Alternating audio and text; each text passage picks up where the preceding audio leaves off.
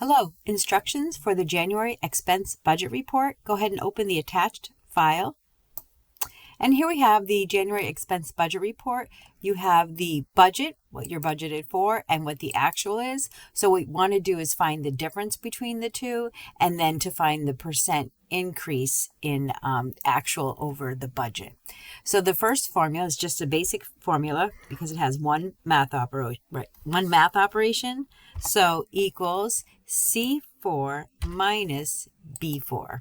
And then I'll use my check mark for enter. So the difference is just $100. You can use your fill handle. And then to find what the percent increase is in the actual compared to the budget, the formula will be, it's complex because it has more than one math operation. So it'll be equals. And then according to the order of operations, we need to have parentheses.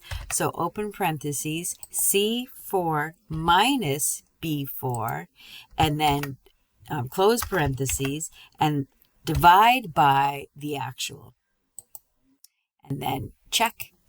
And you're getting, because it's in the general formatting style, just like these are in the general formatting style numbers, we're going to change that to accounting. This one shows way too many decimal places. So first I'll select all of B4 to D10, and I'll choose the actually, we'll do it, well, we have totals, so let's just do the top row. I'll hold Control and select row 10 and choose the accounting format style. We don't have totals here yet, but they'll be all set. And in between B5 to 9, we'll use the comma format style. And then for this row, I will use the percent sign. And the percent sign, it rounds it. If you want decimal places, you can just increase. Do you want 1 decimal place or 2? I'll leave it at 2. So now I'll use my fill handle, and then I'm ready for totals. So I'll use the auto sum, and I wanted to add B4 to B9, check mark. And then I will use my fill handle to column D. I don't need a total here.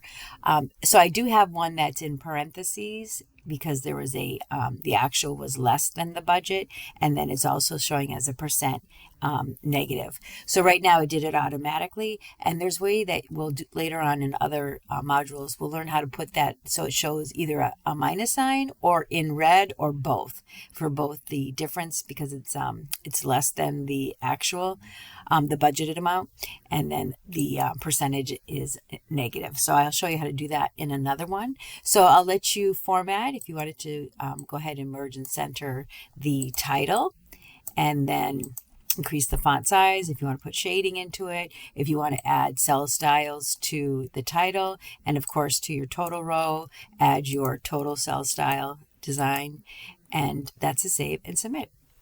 Thank you.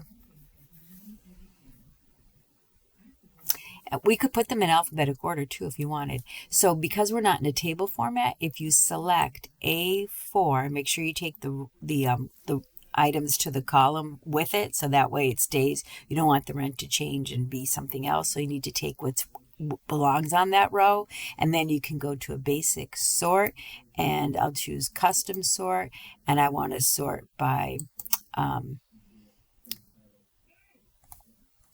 so I am going to take the column headings so that when I do sort, I can see the column headings. So select A3 all the way to E9, sort and filter, custom sort.